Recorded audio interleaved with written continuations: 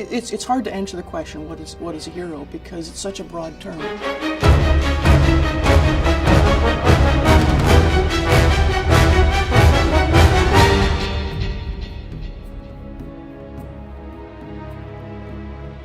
A hero is something that we all ultimately aspire to be. You know, who doesn't want to be a hero? Who doesn't want to save the day? Somebody who has the ability to transcend, things the normal person is not able to do, or a normal person would be fearful of doing. A hero is the vessel for our secret wish. Someone, I think, who is courageous in spite of their fear. He's a destroyer. The hero is a destroyer. The hero brings forth the new light. That's why, it's that old saying, we run off into the sunset after the hero, does his thing. And it's about riding on into the new journey, because you need to transcend. Somebody who beats the odds, somebody who goes above and beyond. Heroism is about what you do when nobody's looking. He's the person who goes forward when we're afraid. The hero has to be very dignified. The soldier who's sent into battle. Veracity, there's a truth, a very solid truth. Fighting great villains or fighting great creatures. The pilot who landed in the Hudson. We look toward heroes to instruct us or to represent us, and even to represent our fantasies. Looking at a hero, you almost escape yourself in a certain fashion. Because we want to see the human experience writ large, and the way you write that large is by telling a story that has externalized violence and conflict in it. It's fun to do action. I like kicking ass and taking names, you know what I mean? I'd probably run, I have punched people.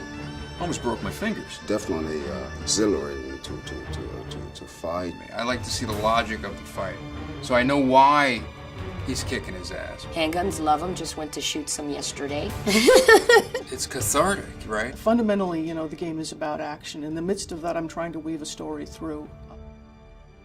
Can you find a story that both engages and instructs? I love making films that are physical if the character has something to defend.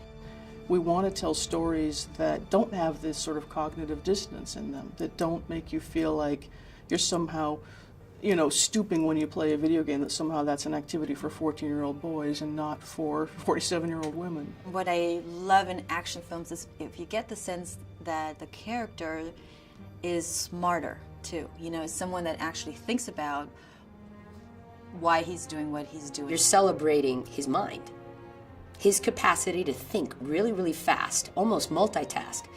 And I think it's our responsibility to tell stories in the midst of all that visceral fun that stay with people.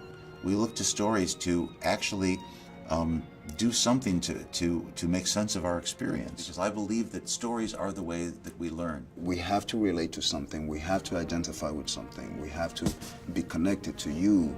If the chips were down, would I have the will and the courage and the grace and the wisdom to do the right thing? I think everybody's got it in them.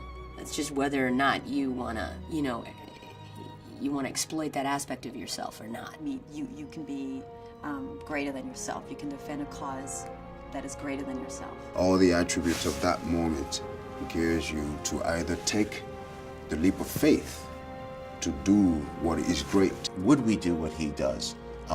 Would we be capable?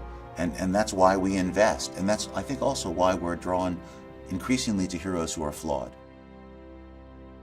I love anti-heroes. I think they're awesome. My favorite. If a person has a flaw, as opposed to just being this sort of impenetrable, aspirational figure, then not only are they overcoming external obstacles, they're overcoming internal ones as well.